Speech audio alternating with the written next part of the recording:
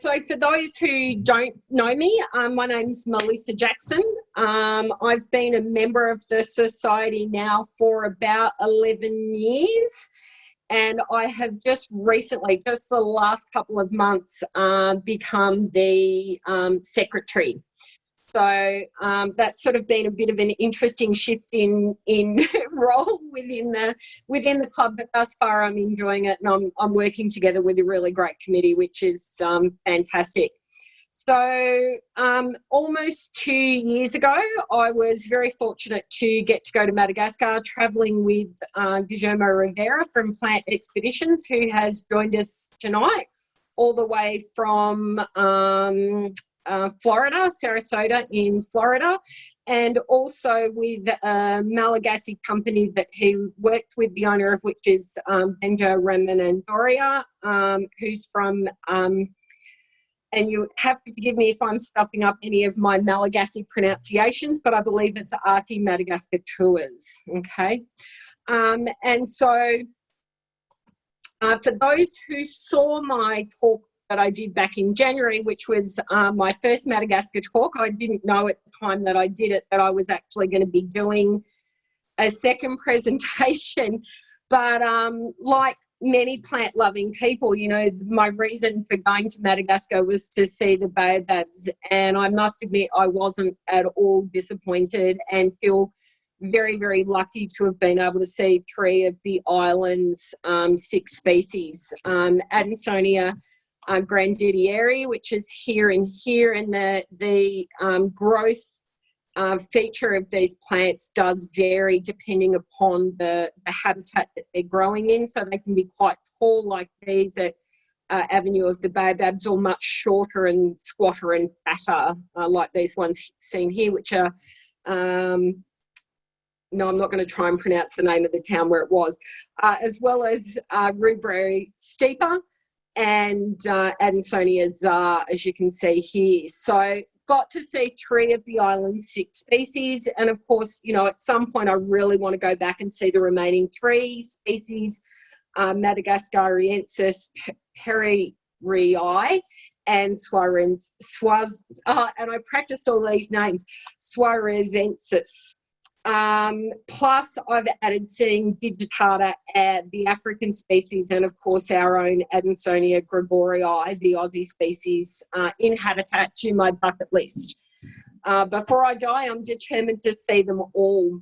So, like I said, went there to see the baobabs, and we saw the first Andansonia, including the famous Avenue of the Baobabs, on the 2nd day of our trip, and we continued to see more on the following days. And no matter how many we saw, they were never, ever disappointing, just amazing trees. But anyway, I digress. This talk is not about Andansonia. That was the focus of my Madagascar 1 talk back in January. And for those of you who did see it, I do hope that you really enjoyed it. I am sorry, there will be a tiny little bit of repeated information that you've already seen, but I wanted to include that to provide a little bit of background information for those who did not see the talk in January.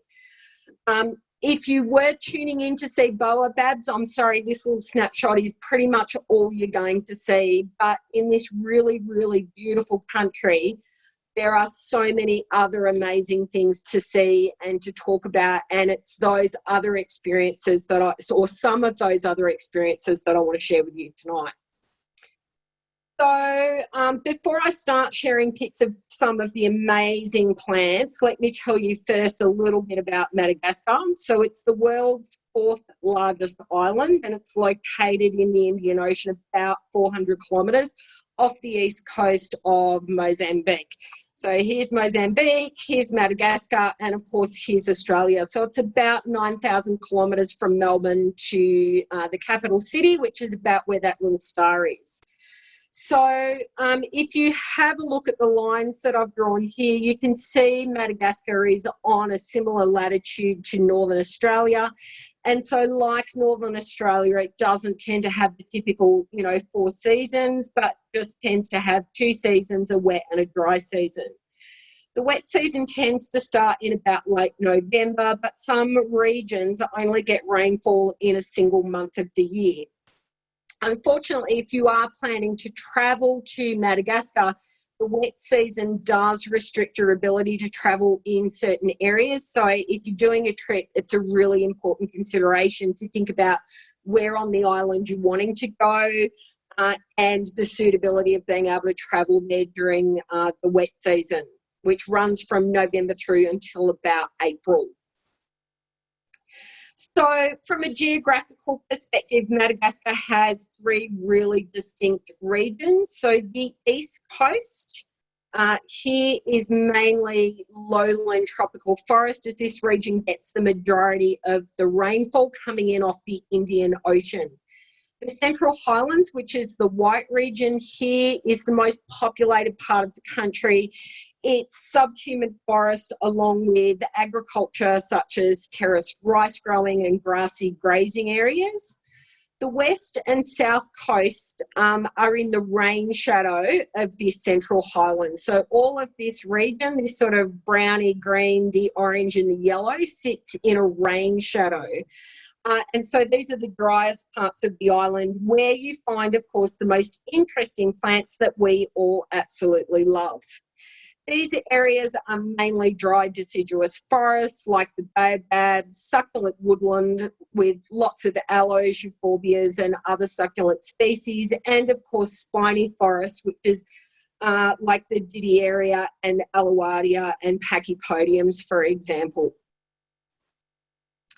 So where do we go on our tour? Well, of course, we focused on the west and southwest regions, the dry deciduous forest, succulent woodland and spiny forests, as well as parts of the Central Highlands region. So it was a 19-day tour. I arrived a little bit early due to flight availability. And of course, the final day was flying out. So we covered quite a large portion of the countryside in a very short period of time. And for anyone who's ever been to Madagascar, the roads in a lot of the areas are not very good. And so, you can actually, take a long amount of time to cover a very short distance because of the quality of the roads. So it's estimated that about 88 million years ago, Madagascar split from the Indian subcontinent, resulting in the native plants and animals evolving in relative isolation. And this has led to a real biodiversity hotspot. Over 90 of Madagascar's plant and animal species are endemic and are found nowhere else in the world, other than, of course, in botanic gardens and other habitats. So it really is a truly amazing place to go and see.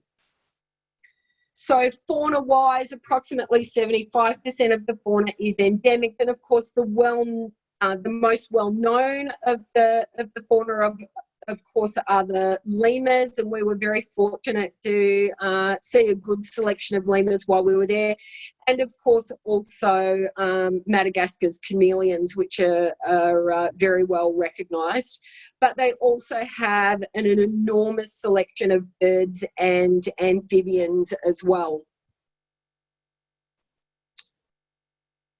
So flora-wise, which of course is the thing that we are most interested in as cacti and succulent collectors, although Madagascar only has one species of cacti, it's mainly all succulents, approximately 80% of the flora is endemic. Madagascar has 75% of the Andansonia species, so 6 of the 8.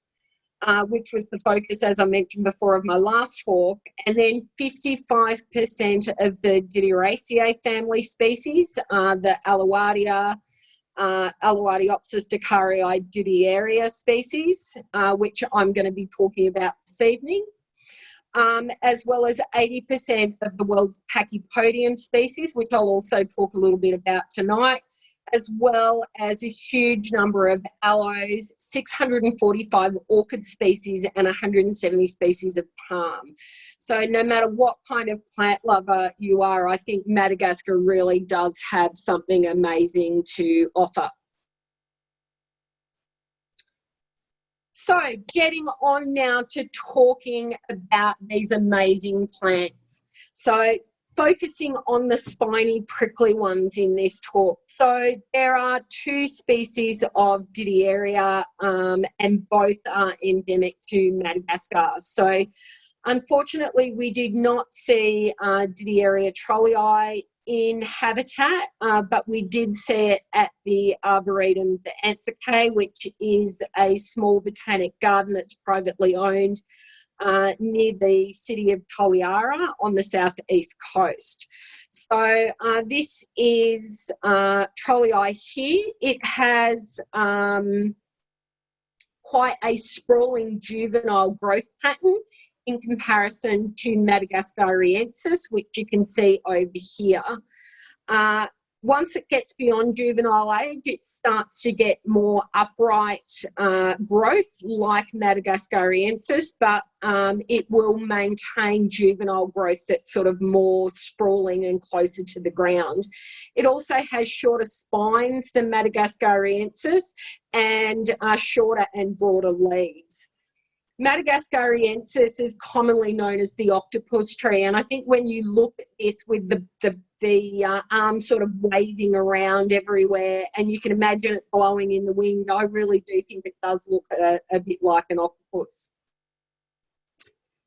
So some of the first Didierea madagascariensis we saw were on the drive from Murindava, which is home of the Avenue of the Baobabs, along to heading south to the coastal town of Belo-sur-Mer.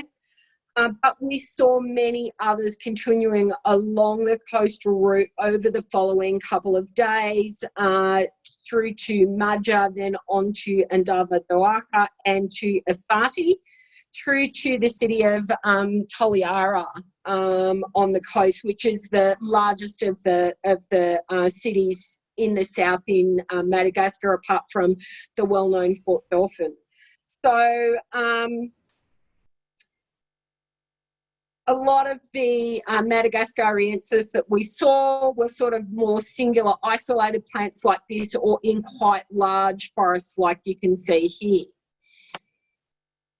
As you can see from the images here, the trees grow in very, very sandy soil. These plants were located between Manja and Andava-Doaka, and like many spots that we stopped at, there was often these little locals wandering around looking at us going, what the hell are you guys all doing? So these are a couple of the little local lizards in this area. They're called a 3-eyed lizard, thusly named for the spot on the top of their head that you can see here that gives them the appearance of having 3 eyes. So we were very lucky to see some very large mature specimens with multiple branches. Some of the trunks were up to about, I'd say, 50 centimetres in diameter, but we were also able to see a lot of smaller, younger specimens like you can see on the right here growing, which was really, really good to see that it wasn't just these mature specimens, but there were also younger plants growing in as well. So Didierea is a dioecious plant, and at this site we were very lucky to see plants in flower. So here we've got an example of the male flowers. They form these pale yellow clusters with little pink stamens. And the flowers, as you can see, basically run almost the entire length of the branches. Quite spectacular to see. The female flowers, however, are decidedly longer than the male flowers and are slightly hooded, and that's in order to protect the developing seed. but it also helps with wind dispersal. So the two images on the image on the left and the image in the middle are the flowers. The image on the right is actually from a different site where there was already seed development, okay? And so the petals of the female flowers form these hoods with the seeds, and once the seeds mature, the wind picks them and transports them away from the plant. Given the number of seeds that were on these, though, I was surprised that we didn't see more young, mature plants growing. So I don't know what the strike rate is for these guys. But, yeah, given the number of flowers and the number of seeds, I would have expected to see a lot more around. The spines on these plants can be up to 10 centimetres long. They grow in groups of 4. But the lower spine, as you can see here, so there's a spine here, here and here, but it's the lowest spine that is the longest and can get up to that 10 centimetres in length. The plants are deciduous. They lose their leaves to conserve moisture and return to growth and flowering at the end of the dry season. And it was very close to the end of the dry season we were there. They usually appear, of course, just before the rains start. The leaves emerge from the orioles, also usually in 4s, and are quite long, narrow leaves, as you can see on this young specimen here. So the spiny branches come in handy not just for protecting the plants from herbivores, but the locals often cut the branches and use them for fencing for livestock, as you can see here. I must admit, at the time when we were there, I didn't actually think about going to have a look to see whether the ones that were green had actually rooted as cuttings or whether they were just ones that had recently been put there. And I've often thought about that since I came back. So if I ever do get the chance to go back and I see a fence line like this, I'm certainly going to go and have a look. So moving on now to talk about some of the Alluaudia species that we saw. So there's 6 species of Alluaudia in total, and all of those species are endemic to Madagascar. Like Didierea, they are found in the south and southwest very dry regions of the succulent woodland and spiny forest. We only saw a couple of species of Alluaudia in habitat, and a couple of them we saw at the Arboretum in very close to Toliara. So the image we've got here, this is Alluaudia dumosa. In the top right, we've got Alluaudia ascendens, and at the bottom, Procera, which of course is probably one of the most well-known ones in our collections. So Alluaudia comosa, we were lucky enough to see 3 impressive mature plants of this, and it's certainly not having really just sort of seen, you know, Procera here in Australia, you know, seeing comosa was really not what I sort of expected or imagined to see in an Alluaudia. I sort of thought that they were all these sort of tall growing sort of wavy things like we see in Procera. The one that you can see here was on the road between Andansonia and Afati, travelling along the western coast. The one you can see here is next to a large specimen of Stenoclada, and in the background there you can see we've got some Didierea madagascariensis. You can see by the growth shown here, though, when you look at it up close, it's definitely an Alluaudia, the typical spiny growth with those very small succulent type leaves. Here are the other 2 very large specimens that we saw, and these were covered in this really fine growing lichen with really just the tips and the tops of them sort of not covered in this lichen. I don't know how old these specimens were, but I imagine they were quite old. And if you look in the background of the one on the right, you can just see the ocean. So this was very, very close to the beach, and the soil was very, very, very sandy.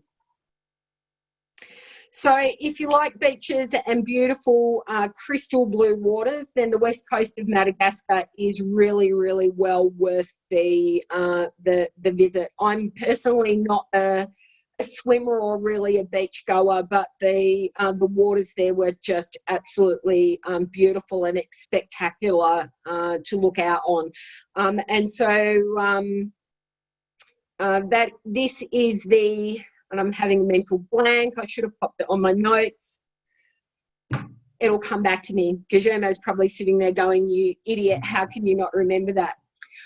So after staying a night in Afadi, we travelled to Toliara and stayed at the Arboretum de Antsakay, which is, like I've mentioned before, a small privately owned botanical garden. It has a very impressive 900 species of plants, 90% of which are endemic to Madagascar. This Alluaudia procera was just one of the many impressive specimens that we saw there. The procera was in flower, and you can see here the inflorescences, which are approximately 30 centimetres across with hundreds of tiny little yellow flowers. Alluaudia are also dioecious, but due to the height of this specimen, it was not possible to tell if this plant was a male or a female specimen. We were lucky to do both a daytime and a nighttime tour of the gardens. And again, we saw some of the local wildlife. So here we've got a couple of small geckos, which we saw a large number of in Madagascar. There were sort of geckos just about everywhere we went. The one on the left we actually saw during the tour, and the guides who take these night tours are just amazing with being able to pick up this tiny, tiny wildlife.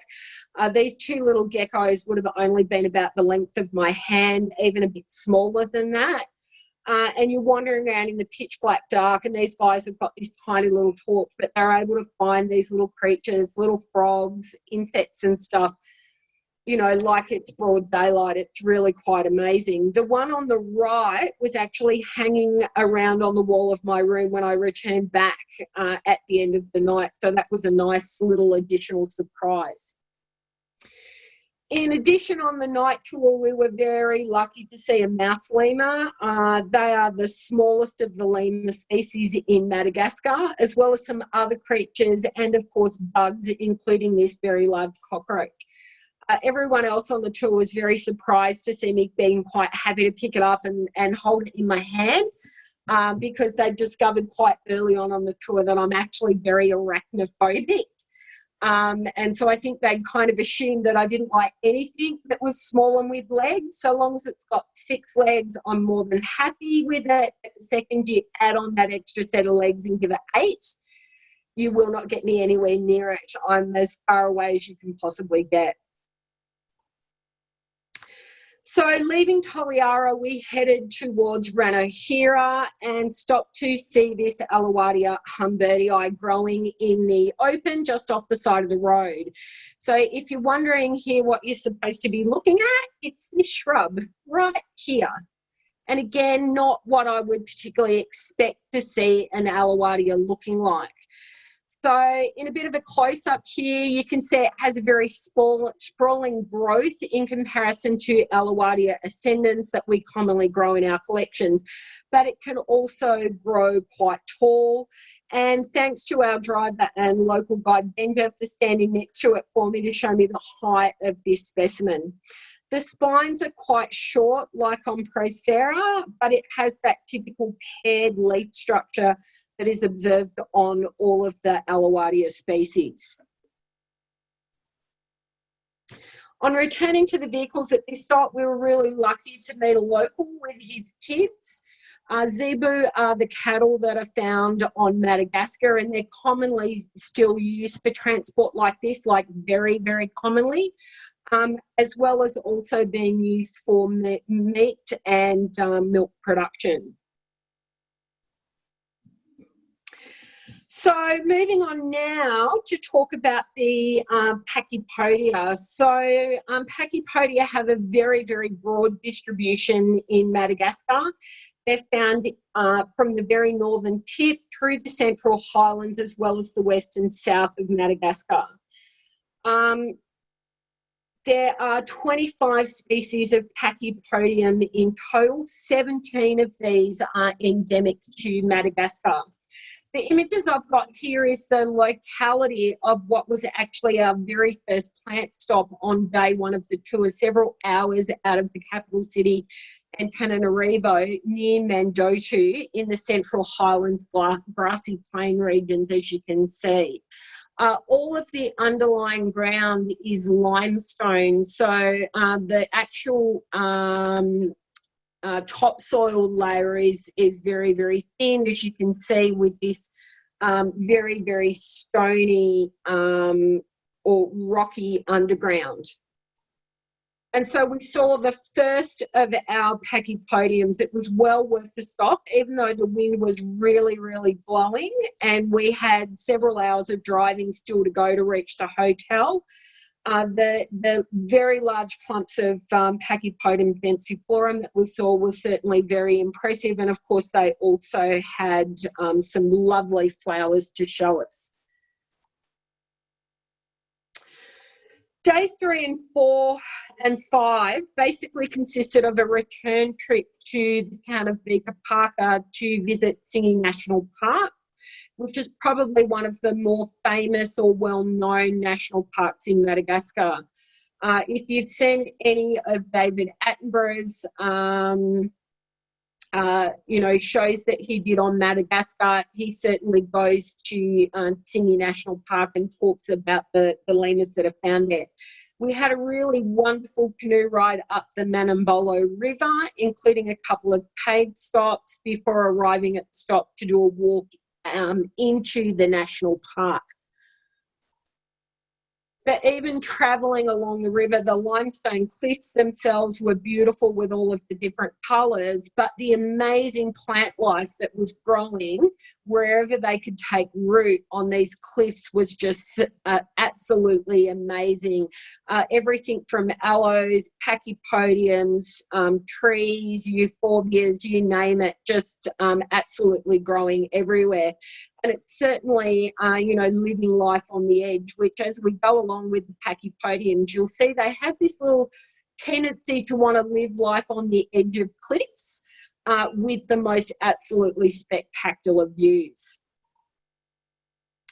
So we finally got to the point where we got out of the canoes, and after a very long climb up a very steep hill on what was a very hot, humid day, we were rewarded with this amazing lookout, only to discover that we had more of a climb to go before we actually reached the top. But it was well worth the hike. Along the way between the lookout to the top, we saw these amazing specimens of Pachypodium menembum. It's only found growing in the limestone forests of the Singing National Park. And here we see the trunk of this very large specimen here. And the really interesting thing with these Pachypodiums is that when they get quite tall like this, and this has the typical cigar sort of shape, they lose all of the spines on their trunk. In the background here, we've got a specimen of Alluaudia and Pachypodium. Interestingly, the mature plants that we saw, like the one on the left, did not have any leaves, while the younger plants already had quite a crop of leaves. Some more specimens that we saw on the hike, both large and small, and as with Didierea and Madagascariensis that I showed you earlier, the locals also cut the Pachypodiums to use for fences. So you can see this one here has been chopped off, but it's already got another new little plantlet sort of growing off the side. These little guys here growing in these little holes in the rocks where clearly some seeds have been deposited, but probably only about 4 or 5 centimetres tall. So they were really, really tiny, but, really, really cute little guys. I had to stop and take a picture of them in comparison to these much larger specimens that would have easily been sort of 2 to 2.5 metres plus tall. So after a further hike through these narrow alleyways of the limestone cliffs, like you can see on the left, we finally reached the top. At this stage, I will admit, I was absolutely buggered.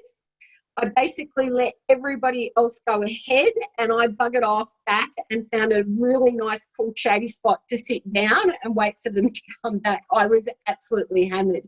So I was certainly nowhere near fit enough to do this hike. I will be the first to put my hand up and admit it. And I was very, very muscle sore for about 3 days afterwards, climbing in and out of the four-wheel drive with very, very sore legs. Was not at all appealing. Although I must admit, one good thing did come out of it. Guillermo basically said to me after that trip that I had to quit smoking definitely if I wanted to do any more tours with him. So about 6 weeks after I got home from my Madagascar trip, I did quit smoking, and yeah, almost 2 years on, I have not taken it back up again, which is a bit of a nice achievement. So something good did come of my trip from Madagascar. So on the way to and from the singing, we stopped in a little town called Alluaudia and had lunch at a local restaurant called the Mad Zebu, which I thought was quite amusing. If you think about the fact that a zebu is a cow and the name Mad Cow, you know, and of course, mad cow disease, you kind of go, do we really want to eat there? But mad, of course, is short for Madagascar. So while all the food we had in Madagascar was good, the food at the Mad Zebu was probably the best meals we had for the entire trip. And again, just some examples here of the local sort of township. Most of the four-wheel drives that you can see in the image there are for transporting tourists. And like I said before, the zebu carts are still a really common mode of transport for the local people. To get to and from Belo Siribina, it's necessary to take a ferry ride to cross the Mania River. And it's not kind of just going straight across. You've kind of got to go downstream and then across, and then sort of upstream and across to come back. It was quite an experience doing this ferry ride. There were 5 ferries on the river at the one time, and they just literally go backwards and forwards, transporting the vehicles of tourists to and locals to go to and from the Sini National Park. It's certainly an experience I'll never forget, you know, watching the vehicles come up and down this dodgy looking ramp, and the young guys who sort of set the ramp up as the ferries come in to test its worthiness to carry a four-wheel drive. They basically jump up and down on it. And it's kind of like the comparison of, you know, some young Malagasy guy's body weight jumping up and down on a ramp in comparison to the weight of a fully laden four-wheel drive, I don't think is quite comparable. But still, it was a lovely ride on the river and we didn't have any mishaps.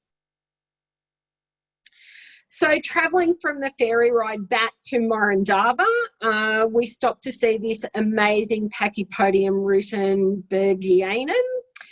This species has a much wider distribution than Pachypodium menembom that we saw at the Sini. It's found from the northernmost tip down almost the entire west coast of Madagascar. As you can see by the size of the trunk, it was a really, really impressive specimen, and it had unfortunately finished flowering but had a huge number of fruit. This Pachypodium mykia was just south of Morombe on the west coast. Pachypodium mykia also has a very small range of distribution. Although this is a very tall specimen, many have a much more cigar-type shaped trunk rather than being slim and tall and narrow like this, as well as additional branches. As you can see, this one really only had a very only had really 3 branches that were then further branching. But again, this specimen had finished flowering and had a good number of fruit. And again, even though it was a taller specimen, it still had some quite prominent spines present on its trunk in comparison to the other ones where the trunk was almost spineless.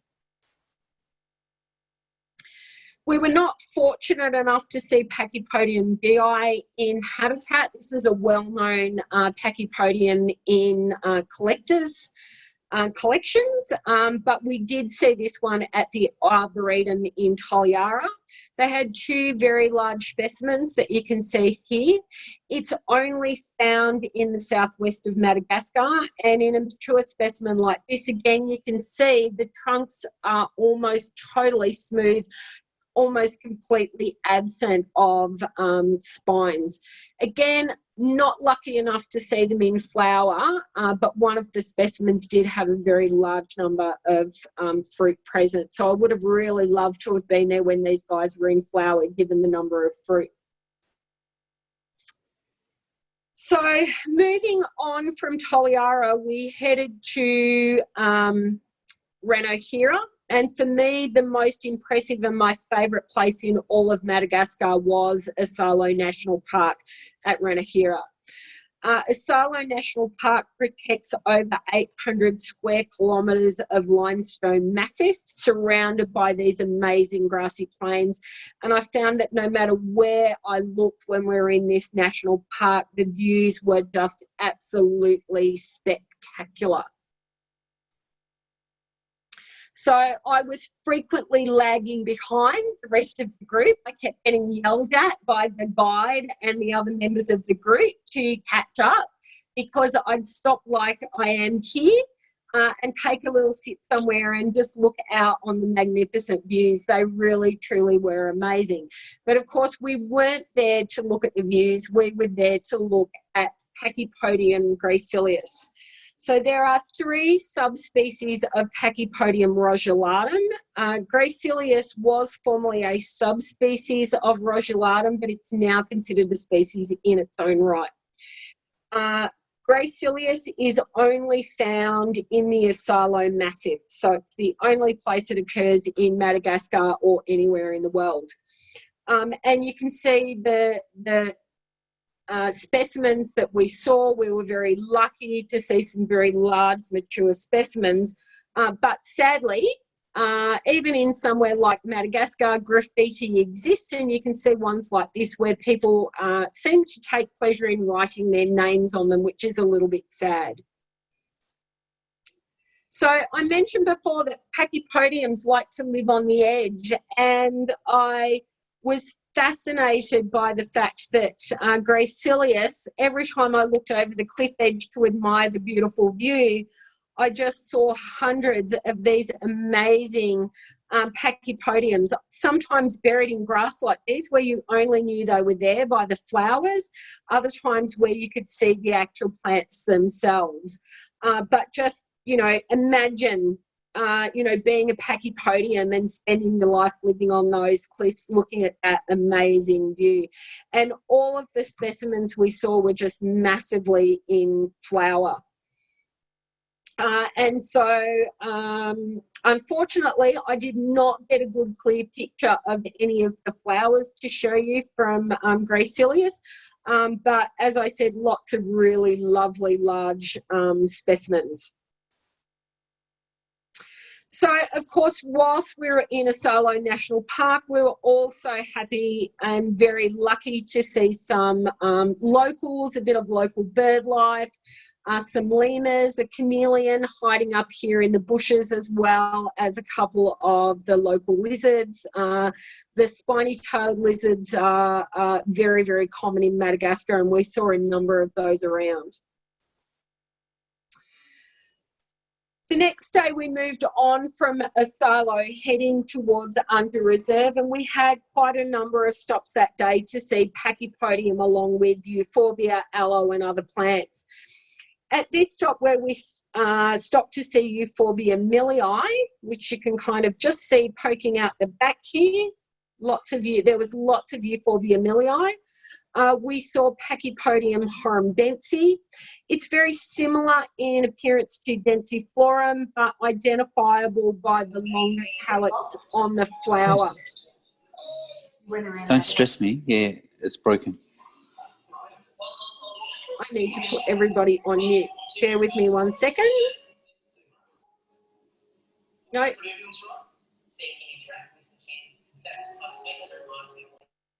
I have lost my, there we go, muting everybody again. Sorry about that.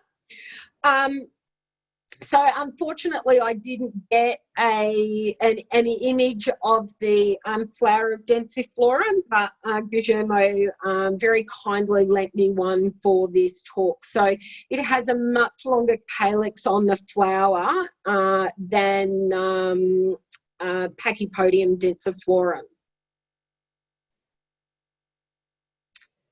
So just across the other side of the hill as we were walking back down to the vehicle, we spotted some Pachypodium lameri. So here they were, just sticking up out of these shrubby bushes over here. So of course we had to go for a hike and have a look. And so Pachypodium lameri can actually reach up to 5 metres tall. So while these were quite large specimens, they can certainly get much taller. And like with a lot of the other plants that we saw, there were some younger plants, these little guys on the right here, growing nearby. Like many of the Pachypodium we saw, these were also laden with fruit, but we were very lucky. There was one single stem left that had a head of flowers on them. One of the flowers here, you can see, looks a little bit munted, and if you look closely, there's a large beetle heading away. So I'm wondering whether it was him who'd been in there sort of munching on the petals of this Pachypodium flower. And so again, just another Pachypodium living its life with a spectacular view of the Madagascan countryside. It didn't matter where I went, I just found the views to be just absolutely beautiful. A little further along the road, in the Central Highlands, we again stopped to see another patch of Pachypodium densiflorum. These are really widely distributed throughout the Central Highlands of Madagascar, so very, very common. And of course, another little local lizard out sunning himself on a rock who stopped to have a look at us and wonder what the hell we were up to, of course. Pachypodium densiflorum does not get very tall. Again, we missed out on the flowers on these guys in comparison to that earlier specimen that we saw a few hours out of the capital city. But you can tell by the number of stems on these, they'd been flowering quite well, and there were quite a few seed pods on these as well. The seed pods on the lower growing Pachypodiums are obviously much smaller, but also much sort of thinner and longer than the larger growing specimens. Yet another stop on that day, and this was actually to look at aloes, but there were more spectacular specimens of Pachypodium densiflorum as well. And these ones, as you can see, were very heavily in flower. And this was only, I don't know, probably about an hour down the road. So even though same species, similar ground growing conditions, heavy limestone type soil, you know, it was amazing to see that some had already finished flowering and were very heavy in fruit with seed pods, whereas some of these were still flowering extensively, but also had seed pods present on them.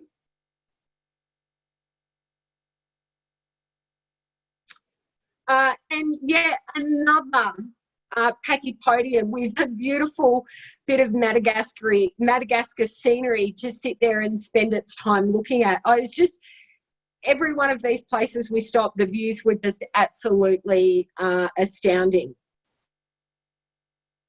So on our last stop for that day, I finally concluded that Pachypodium really just do have the most absolute best views in life.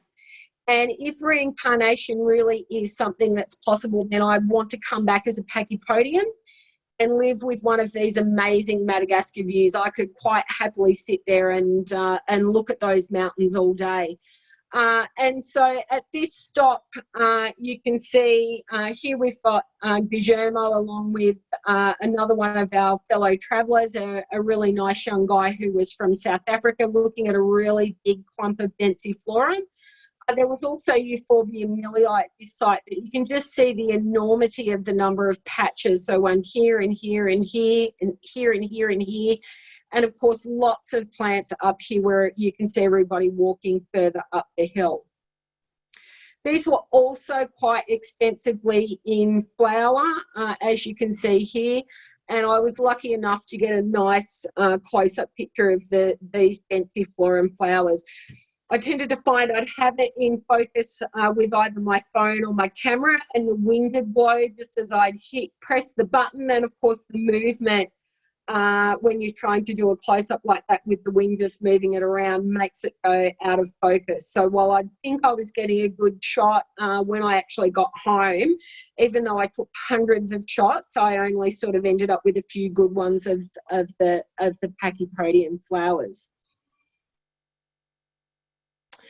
Anyway, I hope I have inspired you to travel to Madagascar. Certainly where we travelled, there were amazing views around every turn in the road. It really is an astounding and beautiful country, and I really hope one of these days, if COVID ever ends and we're ever able to travel again, that I want to get back there. I really do want to go back and visit it again. There is so much more to see, both within the countryside, the amazing people, and of course the absolutely spectacular plant life. If you're interested in doing a bit further reading on the plants, or the succulent plants in particular of Madagascar, there are some really great books available. The only one on this list that I don't have is the Aloe of Madagascar. Aloe are not really my cup of tea. And it's a really expensive book. So if it was a bit cheaper, I probably would have bought it anyway, but it's a really expensive book. But I'd highly recommend all of these. They're all really good books to learn a lot more about the plant life of Madagascar. So I'm going to have a bash at some Malagasy. I'm not very good at it, but I'll have a bash. So Misotra Betsaka, which is thank you very much. And Tafandria Mandri, which is a bit like I hope you had a good night.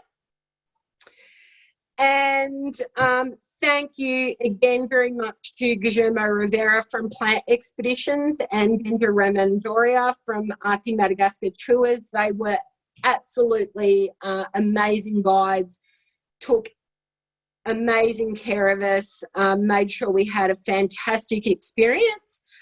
If you're also looking to travel, Benja not only partners with Guillermo to offer tours, but he also partners with an Australian company called Raw Africa, and she actually operates out of Melbourne. So any questions? And for those wanting to get those details down, I'll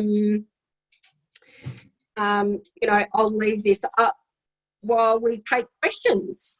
Hope you enjoyed.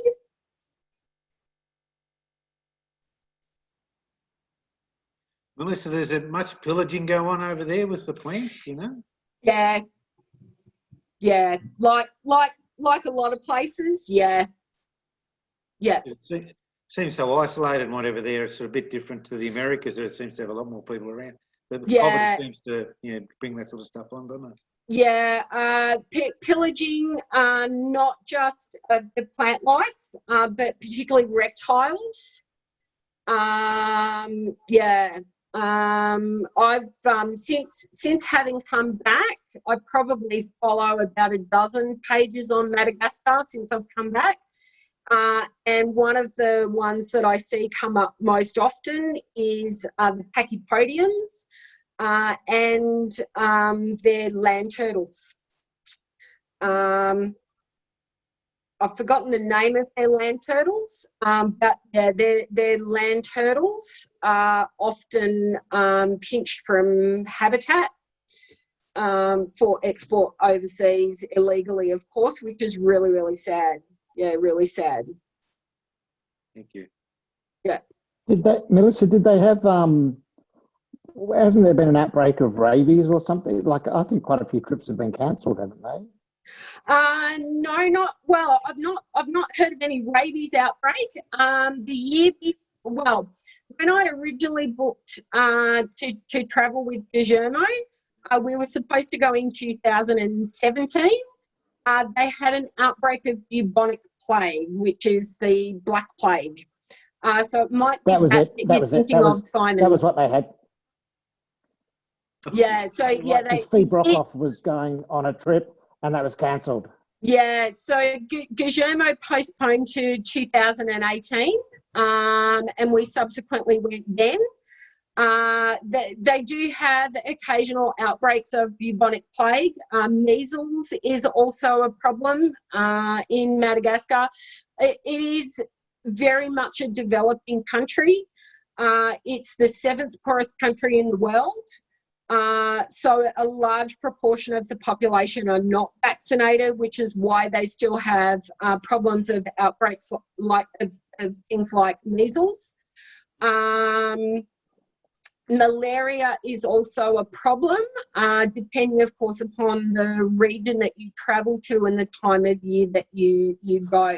So it's certainly the sort of place that you do want to make sure you're up to date with your vaccinations. You don't have to get vaccinated for anything special. You know, the standard, make sure you've had your tetanus, you're up to date with things like measles, you know, your hepatitis A and B, sort of vaccines, and go to your doctor and get a script for some malaria tablets before you go. But yeah, you know, I really, really enjoyed the trip. I've been lucky enough to do a little bit of traveling around the world, and seriously, you know, Madagascar is still, in my opinion, the most amazing place I've ever been. I just absolutely loved every single minute of the trip. You know, I've been to South Africa, I've lived in Japan, I've lived in Ireland, I've been to New Zealand, I've travelled around bits of Australia. I'm originally from Tasmania. You know, just went to Argentina and Chile with Guillermo last year, primarily because I wanted to go and see the Andes. I love big mountains, so Argentina and Chile were amazing. Very keen to head back there. We're supposed to go to Namibia this year with Guillermo, but of course COVID-19 hit, so that's been postponed. But yeah,